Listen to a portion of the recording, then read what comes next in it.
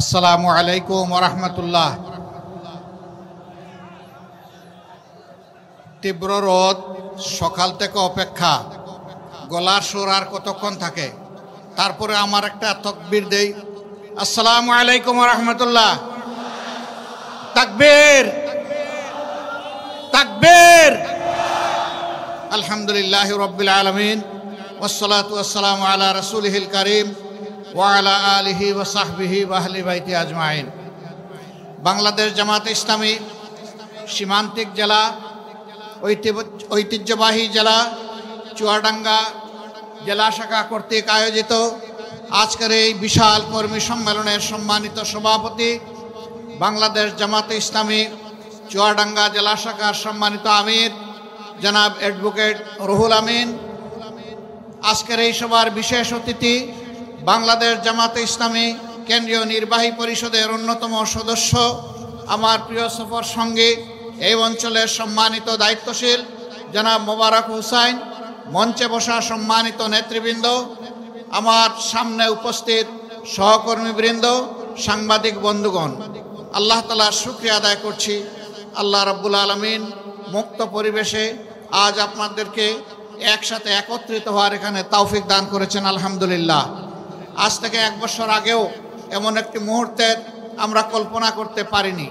আল্লাহ তাআলা শত শহীদের রক্ত, মজলুমানের চোখের পানির ফুটা, পঙ্গু এবং আহত ভাইদের হাজারি শুনে এবং কবুল করে বাংলাদেশের মানুষকে 2024 সালের 5ই আগস্ট ফ্যাসিবাদের হাত থেকে মুক্তি দান করেছেন। সেই মুক্তি পেয়েই আজকে আমরা মুক্ত পরিবেশে দুটি কথা বলার সুযোগ পাচ্ছি। এই জন্য আরেকবার আল্লাহর তরে শুকরিয়া, আলহামদুলিল্লাহ। আপনারা কেমন আছেন সবাই? এই কথাটাও তো 1 বছর আগে জিজ্ঞাসা করার কোনো উপায় ছিল না। এখানে চুয়াডাঙ্গা জেলার কর্মীরা উপস্থিত হয়েছেন। এই চুয়াডাঙ্গা জেলায় জামাতে ইসলামের দায়িত্বশীলদেরকেও মন ভরে এর আগে গত 15.5 বছর আমরা দেখতে পারিনি, কথা বলতে পারিনি।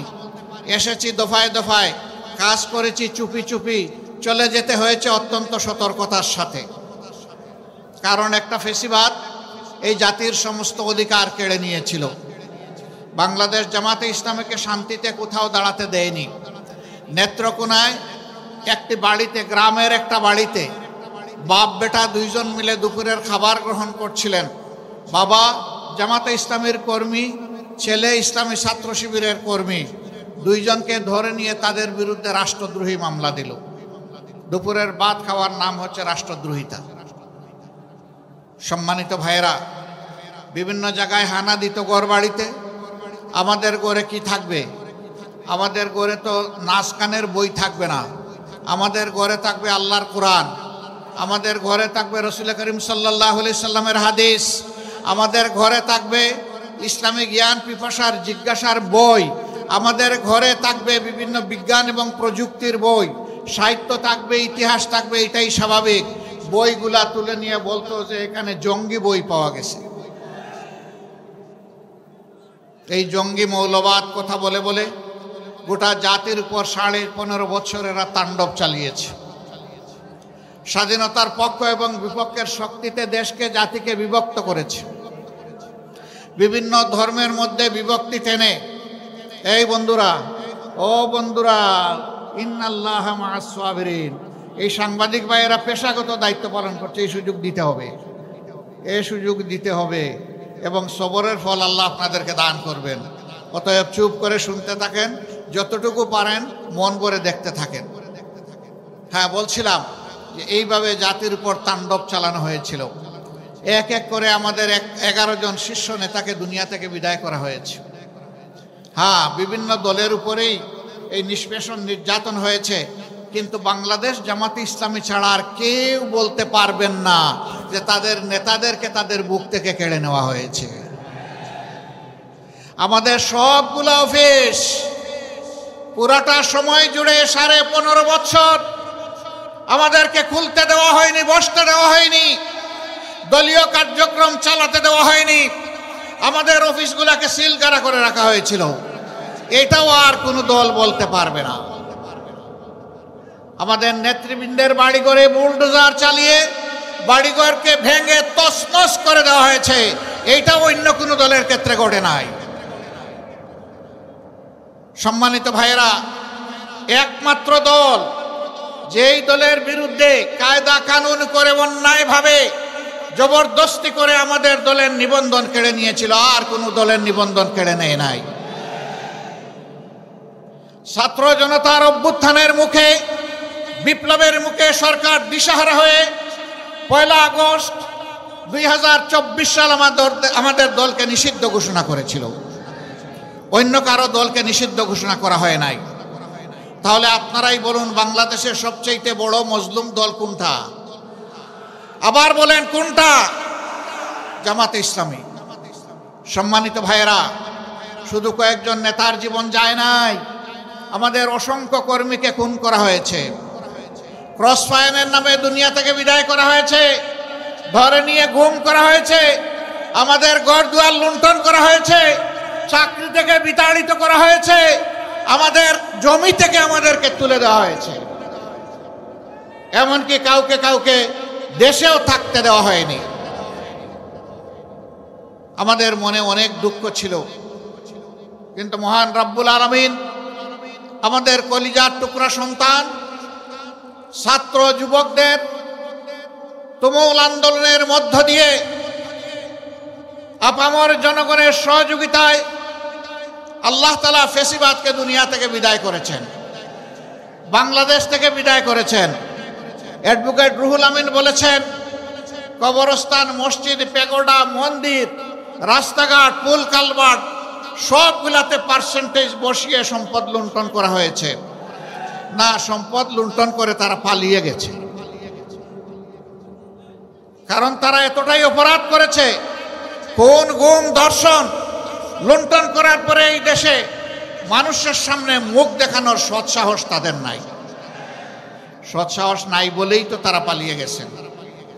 আমরা তাদেরকে বলি, না, আসেন, আসেন, ফিরে আসেন, আমরা আপনাদের বিচারটা দেখতে চাই।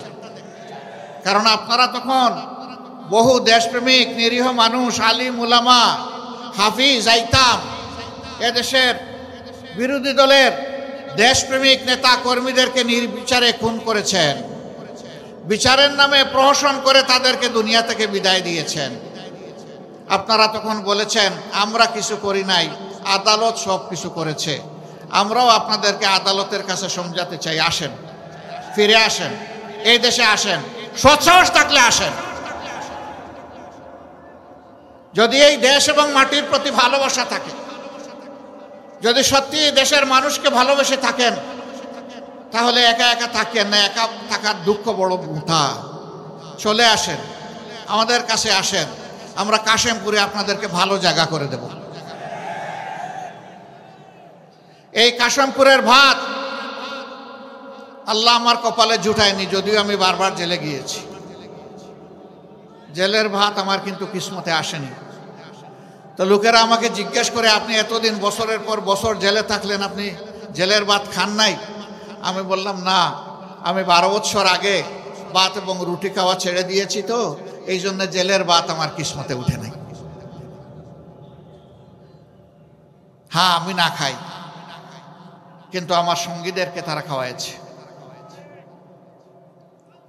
আমিও বাধ্য হয়ে সরকারের পচা বাসে যা ওখানে দিয়েছে খেতে বাধ্য হয়েছি। তাতেও আমাদের কোনো দুঃখ নাই। আমাদের দুঃখের একটাই জায়গা, আমাদের দেশটার সব কিছু আপনারা ধ্বংস করে দিলেন। আমাদের শিক্ষা ব্যবস্থা, স্কুল, কলেজ, ইউনিভার্সিটিকে মুগল বাহিনীর হাতে তুলে দিলেন। আমাদের উন্নয়নকে আপনারা লুটেরাদের হাতে তুলে দিলেন। বাংলাদেশ থেকে 26 লক্ষ কোটি টাকা আপনারা বিদেশে পাচার করলেন। দেশকে গড়লেন না, কিন্তু বিদেশের মাটিতে বেগমপাড়া গড়লেন। নির্বাচন ব্যবস্থাকে ধ্বংস করে দিয়ে এখানে যারা বসে আছেন, তাদের কমপক্ষে 40% মানুষ, আমি বিশ্বাস করি, গত 15.5 বছর তারা কোনো ভোট দিতে পারেননি। কি অপরাধ তারা করেছিলেন? প্রথম ভোটটা হলো, মানুষ এটাকে ঘৃণা করে প্রত্যাখ্যান করলো, ভোট কেন্দ্রের সামনে নিরীহ প্রাণীরা মনের শান্তিতে ঘুমায় থাকলো। আমি এই প্রাণীগুলোর নাম নিচ্ছি না, তখন পত্রপত্রিকা এবং মিডিয়ায় সেগুলো উঠে এসেছে। 18 সালে আপনারা করলেন মিডনাইট ইলেকশন, নিশিনাথের নির্বাচন, আর 24-এ এসে করলেন আমি আর মামু, আমি আর দামি, তাই না? একজন নৌকা থেকে ক্যান্ডিডেট, আরেকজন নৌকার দামি ক্যান্ডিডেট। আপনারা সর্বনাশ করলেন। এই অধিকারটার জন্যই তো লড়াই করে বাংলাদেশের স্বাধীনতা অর্জন হয়েছিল। পাকিস্তানিরা এই বুটের মূল্য দেয় নাই বলেই তো মানুষ জীবন বাজি রেখে যুদ্ধ করেছিল। এটাকেই দিলেন আপনারা শেষ করে। সম্মানিত ভাইয়েরা, তারা যা করার করেছে, এখন আমাদের তো কিছু দায়িত্ব আছে। আমরা দেশবাসী, শুধু জামাতে ইসলামী না, দেশের আপামর জনগণ, জাতি ধর্ম দল মত নির্বিশেষে দেশের যাদের জন্ম হয়েছে, দেশটাকে যারা ভালোবাসি, আমরা সবাই মিলে এই দেশটাকে গড়তে চাই। ওরা আমাদের জন্য দেশের যে কঙ্কাল রেখে গেছে, সেই কঙ্কালে আমরা গোশত এবং চামড়া পরাতে চাই। ওরা উন্নয়নের নামে লুটতরাজের মহারাজ্য কায়েম করেছিল, আমরা মানুষকে ইনসাফ ভিত্তিক উন্নয়ন উপহার দিতে চাই। অ্যাডভোকেট রুহুল আমিন বলেছেন, চুয়াডাঙ্গাও বাংলাদেশের একটা জেলা, এখানেও 6টা উপজেলা আছে সম্ভবত, তাই না? হ্যাঁ, 4টা উপজেলা আছে, এটা একটা জেলা। আমরা কোনো কোনো জেলায় দেখি পাবলিক ইউনিভার্সিটি আছে, আবার টেকনোলজিক্যাল ইউনিভার্সিটি আছে, আবার সেখানে মেডিকেল কলেজ আছে, এগ্রো ইউনিভার্সিটি আছে, অনেকগুলা শিক্ষা রেভিনিউ আছে। কিন্তু চুয়াডাঙ্গায় কিছুই নেই। তো চুয়াডাঙ্গা কি অপরাধ করেছে? চুয়াডাঙ্গা কি বাংলাদেশের অংশ নয়? এটা কি 64 জেলার একটা নয়? এই চুয়াডাঙ্গার কি বাংলাদেশের উন্নয়নে কোনো অবদান নেই? এখানকার কৃষকের মাঠে ফলানো শস্য দানা বাংলাদেশের মানুষ খায় না? যদি তা খেয়ে থাকে, তাহলে চুয়াডাঙ্গাকেও তার ন্যায্য অধিকার এবং অংশ দিতে হবে। যেই প্রতিষ্ঠানগুলোর কথা এখানে বলা হয়েছে, আমরা বর্তমান সরকারকে বলবো, আপনাদের মেয়াদ যেহেতু দীর্ঘ নয়, সব আপনারা পারবেন না, আগামী একনেকে ইনসাফের কারণে কমপক্ষে একটা প্রতিষ্ঠান এখানে দেন এবং অগ্রাধিকারের ভিত্তিতে একটা মেডিকেল কলেজ দেন। জন্ম নেওয়ার পর সুস্থতার জন্য এটি মানুষের সবচেয়ে বড় প্রয়োজন। 250 বেডের একটা হাসপাতাল আছে, কিন্তু তা মানসম্মত সেবা দিতে পারছে না। হয় সেখানে জনশক্তি অপ্রতুল, নয়তোবা সেখানে যে সমস্ত সুবিধাদি থাকা দরকার সেগুলো নেই। এই জন্যে বাধ্য হয়ে এদিকে ওদিকে এই জেলার মানুষকে ছুটতে হয়। অনেক সময় গরিব মানুষ দূরে যেতে পারে না, তাই দুঃখে দুঃখে মৃত্যুর দিকে এগিয়ে যায়। আমরা সরকারের কাছে আহ্বান জানাবো, এই দাবি ন্যায্য দাবি, এই দাবিকে বিবেচনায় নিয়ে আপনারা পদক্ষেপ গ্রহণ করুন। আল্লাহ রাব্বুল আলামিন যদি আমাদের প্রিয় দলকে বাংলাদেশ এবং জাতির খেদমত করার দায়িত্ব দেন, আমাদের দল যদি দেশ পরিচালনার দায়িত্ব পায়, তাহলে আমরা কথা দিচ্ছি যে ন্যায্য দাবিগুলোর কথা আমি আমার মুখ দিয়ে বললাম, ইনশাআল্লাহ পর্যায়ক্রমে ইনসাফের কারণেই সেগুলো বাস্তবায়িত হবে। আল্লাহ যদি অন্য কাউকে এই দেশ পরিচালনার দায়িত্ব দেন, তাহলে আপনাদের দাবিগুলো আদায় হওয়া পর্যন্ত আপনাদের হাতের সাথে আমাদের হাতও উঠবে ইনশাআল্লাহ। আপনাদের কণ্ঠের সাথে আমরাও কণ্ঠ মিলিয়ে চিৎকার দিব, এই দাবি বাস্তবায়ন করতে হবে।